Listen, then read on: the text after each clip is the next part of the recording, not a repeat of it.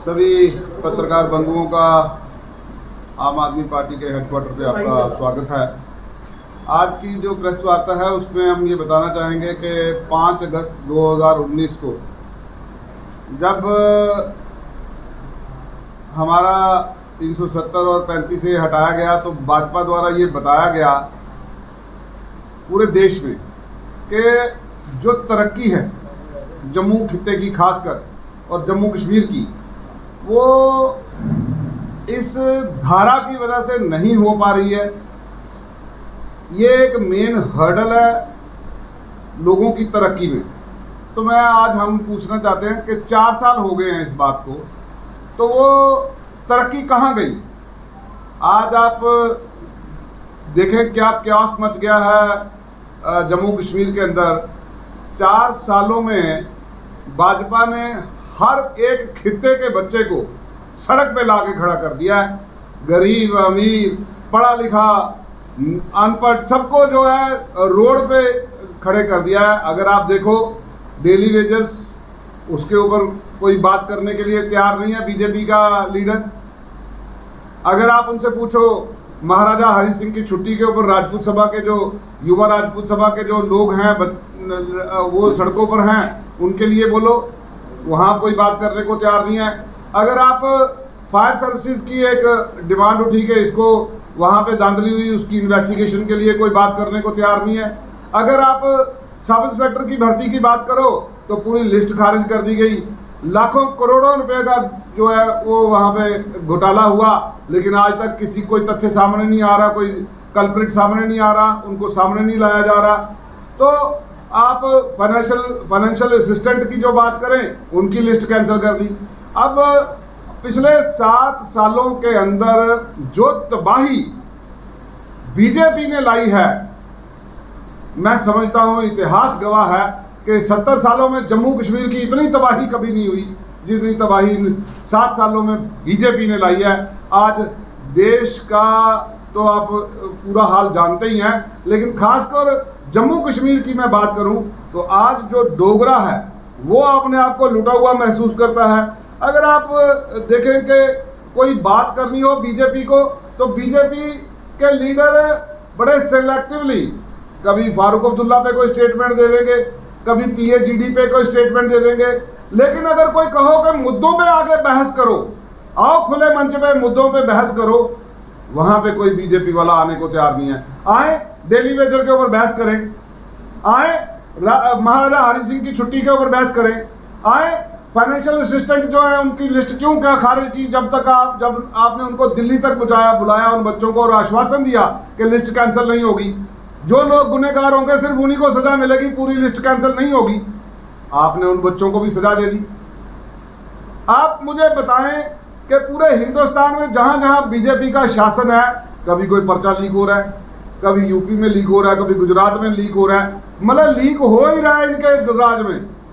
ये वो कहते थे ना, इनसे ना हो पाएगा, इनसे देश का हालात ठीक नहीं हो पाएंगे। आज जीडीपी के ऊपर कोई बीजेपी का लीडर बात करने को तैयार नहीं है। आज मेक इन इंडिया के ऊपर कोई लीडर बात करने को तैयार नहीं है। आज रूरल डेवलपमेंट में एक मेन वो है मुद्दा, आज जो है लोगों की जो है पीएमएवाई के तहत दूसरी किश्त नहीं डल रही। मकान बरसात में लोगों ने बरसात में तरपाल डाल के अपना घर का गुजारा किया है, तो दूसरी किश्त नहीं दी गई। ये बुरे हाल हो रखे हैं। आप नरेगा की पेमेंट बैंकों से निकल गई, अकाउंटों से निकल गई, अफसर खा गए, उसकी इन्वेस्टिगेशन करने के लिए कोई तैयार नहीं है, और जिनकी पेंडिंग है उनको देने को कोई तैयार नहीं है। नरेगा की पेमेंट के ऊपर कोई बात नहीं कर रहा है। आज जो यहाँ के ठेकेदारी निज़ाम है, उस एक क्लास कंट्रैक्टर को जो है सब कंट्रैक्टर बना के रख दिया, सिर्फ बाहर वालों को ठेका देने के लिए। कुछ ऐसी चीज़ें, धाराएं डाली गई बीच में, ऐसे मतलब ऑब्जेक्शंस डाल दिए गए, ऐसी क्वालिफिकेशन डाल दी गई जिसको कोई लोकल वाला पूरा ना कर सके, और उस बाहर वाले ने ठेका लिया और हमारे लोकल वालों को दे के तो अपना प्रॉफिट लेके वो चला गया यहाँ से। आज जम्मू को स्मार्ट सिटी बनाने वाला जो टेंडर खोल के बैठा था, वो अप्सरा रोड नहीं कंप्लीट कर पाया पिछले 6 महीनों के अंदर, और कोई गवर्नमेंट उसको चेक करने को तैयार नहीं है। आज माइनिंग माफिया धड़ल्ले से माइनिंग कर रहा है जम्मू के अंदर, कोई उसको देखने को रोकने को तैयार नहीं है।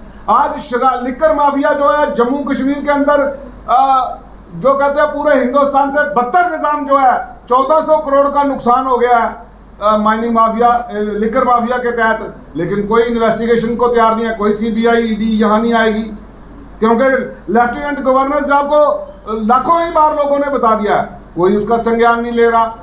ये आज तबाही का आज जो बर्बरता का आज जो आवाज को दबाने का काम किया जा रहा है, ये अंग्रेज भी शायद ऐसा नहीं करते थे जैसा आज भाजपा सरकार कर रही है।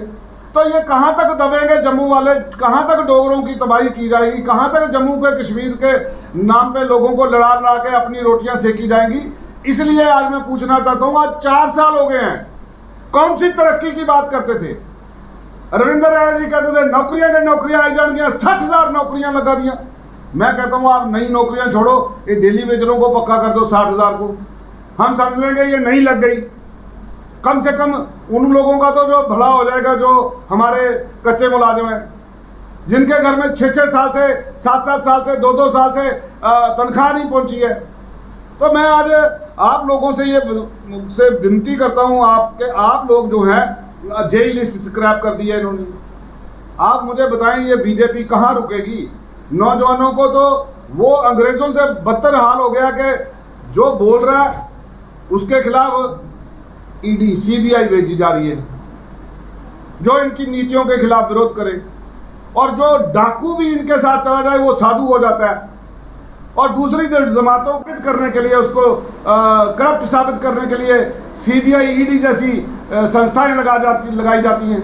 तो हम आज पूछना चाहते हैं, अपने मीडिया साथियों के माध्यम से पूछना चाहते हैं कि भाजपा अपने मुद्दों से भाग क्यों रही है?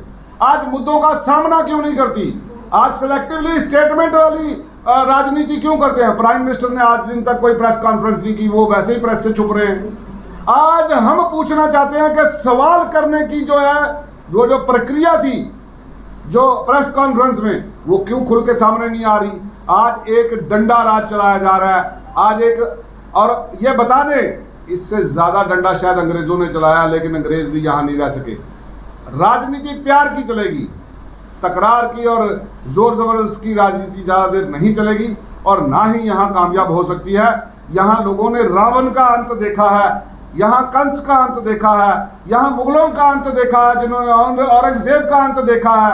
यहाँ पे कांग्रेस जब सर चढ़ के बोलती थी, जिन्होंने इमरजेंसी लगा दी, उनका अंत देखा है, कांग्रेस का अंत देखा है, उनका आज शिराजा बिखर चुका है। क्योंकि और आज सिर्फ और सिर्फ एक पार्टी जिससे लोगों को उम्मीद की किरण नजर आ रही है पूरे भारतवर्ष में, इस पूरी सरजमीन हिंद के ऊपर, कि अगर कोई इंसाफ की, अगर कोई ईमानदारी की, मतलब इन ट्रू सेंस 100% ईमानदारी से कोई नेतागिरी करता है, अगर कोई नौजवानों की फिक्र करता है, उनको नौकरी देने की बात करता है, अगर कोई किसानों को मुआवजे का सबसे ज्यादा मुआवजा देने की बात करता है, अगर शहीदों को कोई सबसे ज्यादा मुआवजा देने की बात करता है और एक्चुअल में प्रैक्टिस में करके दिखाता है, वो सिर्फ और सिर्फ केजरीवाल की सरकार है। चाहे वो दिल्ली के अंदर है, चाहे वो पंजाब के अंदर है।